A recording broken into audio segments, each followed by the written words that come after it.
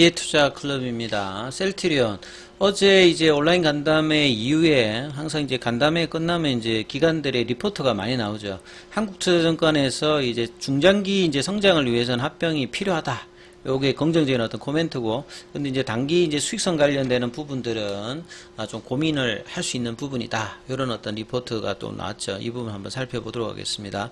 먼저 차트 흐름을 좀 살펴보면 어제 이제 오후에 간담회가 있었기 때문에 오늘 주가 흐름이 상당히 좀 중요하다 이런 말씀을 드렸습니다. 어제 시간 외에 셀트리온 제약 같은 경우에는 이 당뇨라든지 비만 치료제 관련되는 부분 개발하고 있다. 요런 이야기들 때문에 어제 시간에는 한 4% 가까이 좀 올라가서 이제 마쳤는데요. 그 아침에 이제 이런 부분들이 갭이 떠서 7만 100원 정도까지 올라왔다가 오히려 다시 또 이제 음봉으로 좀 이제 진행하는 부분들이 조금 나와버렸는데요. 자, 이런 어떤 강한 흐름이 사실 나와야 되는데도 불구하고 간담 효과들이 주가에는 지금 단기적으로 영향을 주고 있지 못하죠.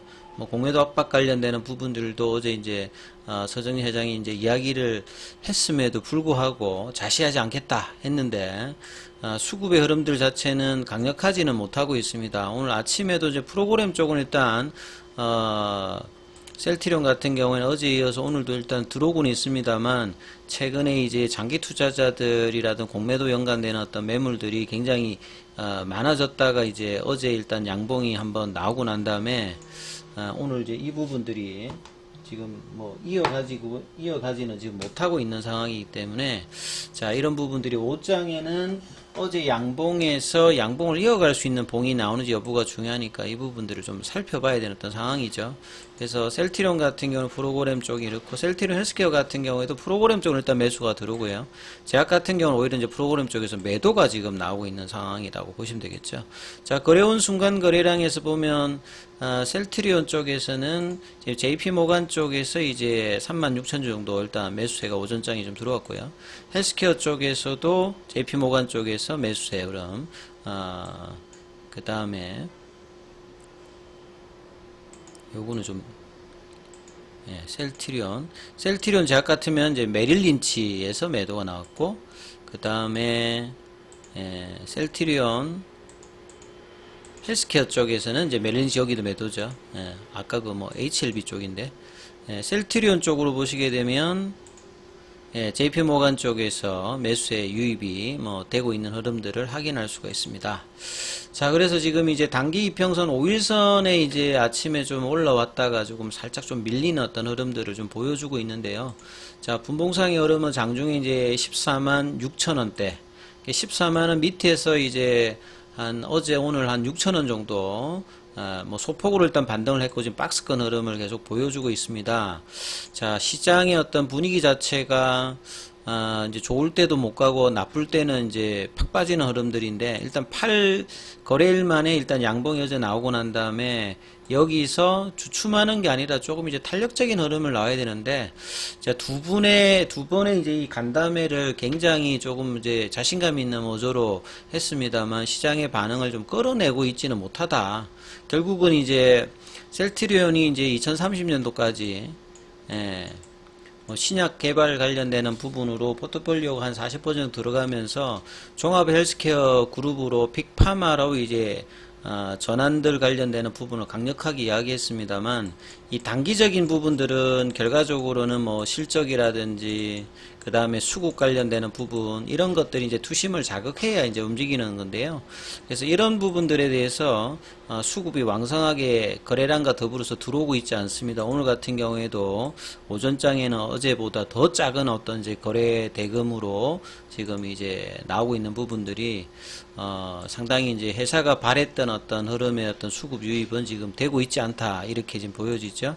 자, 기사 관련되는 부분들을 좀 살펴봐 드리면 항상 이제 뭐 합병 관련되는 이제 공시가 떴을 때도 이제 리포트가 많이 나왔습니다만 공격적으로 이제 목표 주가를 상향한다든지 이런 부분들은 국내 하우스에서는 뭐 전혀 나오지는 않았고요. 오늘 같은 경우에도 이제 한국투자증권 같은 경우에도 합병에 대한 어떤 부분에서 원론적으로는 이 합병을 통해서 근데 이제 서정진 회장이 이제 합병에 대한 어떤 이야기를 하면서 가장 뭐 합병을 하게 된 배경에서 주주들이 원해서 그 다음에 앞으로 투자하는 투자자들이 이제 원해서 합병을 한다. 요런 어떤 이야기들을 하는 것 자체도, 뭐 시장에서는 그렇게 뭐, 이게 긍정적으로 뭐 본다기보다는 뭔가 합병에 관련되는 부분은 사실은 이 헬스케어가 탄생했던 배경 자체가 셀트리온이 이제 개발 과정과 생산 과정을 하는데 유통 과정을 이제 별도로 이제 분리했던 부분들이 생존을 위해서 아주 뭐 부득이하게 이제 초반에 이제 했던 부분이니까 이제 이 정도의 어떤 규모가 되었으니까 정상화되었으니까 당연히 이제 합병을 해야 되는 요런 어떤 이 관점으로 원래 분리했던 배경 자체가 그러니까 지금은 셀트리온이 그런 단계는 아니니까 이제 정상적인 어떤 시장의 어떤 오해와 불식들을 하기 위해서 합병들을 해야 되는데 이게 뭐 주주들이 이제 뭐 요구해서 합병을 해도 되고 안 해도 되고 회사는 변함이 없다. 요런 어떤 논조 자체가 조금 좀 아쉬운 부분들 좀 있는 것 같고요.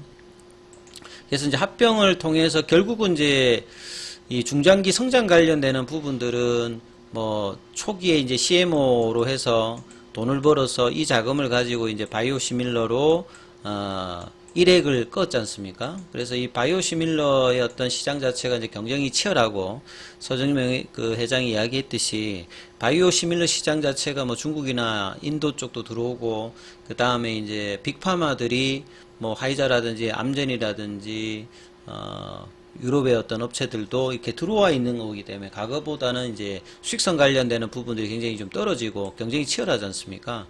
근데 이제 시장 자체가 뭐 준다든지 그런 게 아니라 2030년도까지 굉장히 큰 시장 자체가 열리기 때문에 여기에 어떤 대비한 어떤 부분들도 분명히 이제 뭐 직판을 통해서 2019년부터 준비했던 부분의 성과가 이제 올해 내년에 어떻게 되느냐에 따라서 사실은 리레이팅 관련되는 부분이 될 거고요. 결과적으로 이제 이런 부분에 대한 어떤 한계를 극복하기 위해서 결국 이제 신약 관련되는 부분을 같이 이제 포용하면서 신약 개발사로의 어떤 진보를 도약을 이제 하겠다는 부분들이 굉장히 이제 이 3, 4병을 하면서도 이제 중간 단계에서 이제 이런 부분이 필요하다. 요렇게 일단 보여지는데요. 결과적으로 이제 이 회사는 계속 성장하고 있는데 주가가 이 성장성에 대한 어떤 기대감들이 줄면서 주가가 이제 70% 이상 빠져서 장기 어떤 바닥 가격으로 2년 가까이 지금 행보를 하고 있기 때문에 주가들이 주주들 입장에서는 굉장히 뭐 이렇게 힘든 어떤 상황들을 계속 이제 보여주고 있는 거죠. 그리고 이제 올해 2분기 실적이 또 이제 안 좋아지면서 PBM 어떤 불확실성 논란으로 주가가 이제 연저점 수준으로 굉장히 뭐 시장 대비해서 부진한 흐름을 보여주고 있고, 그 다음에 내년도 관련되는 부분들도 이제 단기 수익성 관련되는 부분들은 계속 이제 고민해야 된다. 그래서 이제 기관들의 리포트가 굉장히 뭐 긍정적이지는 않습니다. 단기적으로 보면 이런 부분들의 어떤 뉘앙스, 목표 주가의 어떤 유지, 이런 것들이 이제 향후에 이제 셀트리온이 3분기 실적이라든지 이외의 가정유송에서 이런 부분들을 좀 보여줘야 되는 어떤 상황이라고 보여지죠. 그래서 두 번째 공식 간담회를 하면서 1차 17일에 있었던 부분들에 대해서 서머리로 재차 이제 밝혔고요. 이전하고 좀 달라졌던 부분들은 이 합병 법인의 이제 바이오시밀러 제품별 가이던스를 이제 밝혔던 부분들이 좀 의미 있었죠. 그리고 이제 매출 원가율 관련되는 부분들은 헬스케어가 좀 70%고 셀트리온 같은 경우가 뭐 20-30%대이기 때문에 40% 정도로 기존의 셀트리온보다는 올라가죠. 이런 부분들을 이제 극복하기 위해서 에비타는 이제 영업이익에서 감가상각비를 더하고 이제 세금 관련되는 부분을 뺀 부분이죠. 실질적인 이제 영업이익 관련되는 부분들을 에비타를 이번에 계속 이제 그 강조를 했다라고 봐야 되겠고요. 그 다음에 셀트리온과 셀트리온 헬스케어의 어떤 재고자산 관련되는 부분들이 제대로 이제 정리가 되고 난 다음에 그 다음부터 이제 본격적인 이제 뭐 영업이익이라든지 이런 부분들을 알 수 있는 거고요.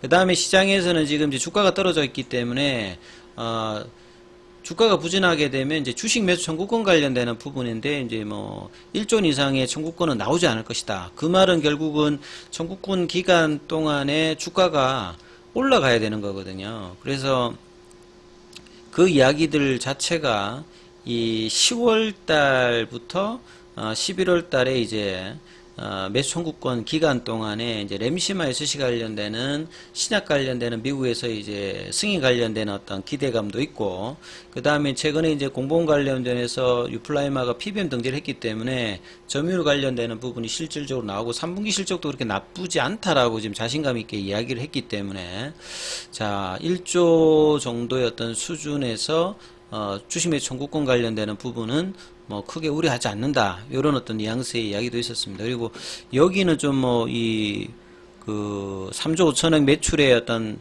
제품 프로덕트 믹스 관련되는 부분이 좀 오타가 있는데요.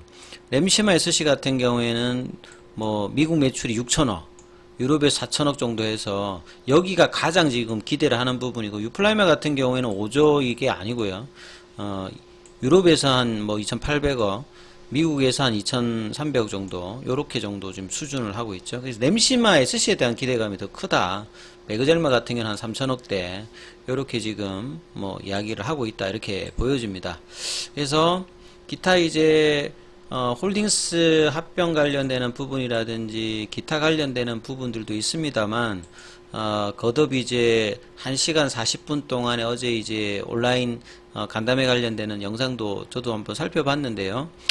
예전에 어떤 그 서정진 회장이 이제 그 언론 인터뷰라든지 이런 주주총회에서 어떤 이야기들, 여전한 어떤 부분들도 있습니다만, 그게 이제 시장에서 이제 얼마만큼 먹혀드느냐, 공매도의 어떤 적극적인 어떤 대응이라든지 이런 부분들이 뭐 미진한 부분이 있습니다만, 결과적으로 이제 뭐 회사에서 이야기하는 부분들은 10월까지는 지금의 어떤 부분이 단계적으로 조금 빨리 안 올라간다 하더라도, 9월, 10월, 11월 이제 3분기에서는 이 부분들이 이제 좋을 것이다, 이렇게 지금 이야기를 하고 있기 때문에 여기에 대한 어떤 기대감들이 반영이 될 것이라고 하는데, 지금 주가가 이제 단기적으로 좀 이런 부분이 반영 안 하기 때문에 상당히 좀 아쉬운 부분들이 있습니다. 그래서 옷장에 이제 이런 부분들이 양봉으로 진행하는지 여부를 좀 확인하시면서 흐름 판단해 보셔야 될 것 같습니다. 여기까지 하겠습니다.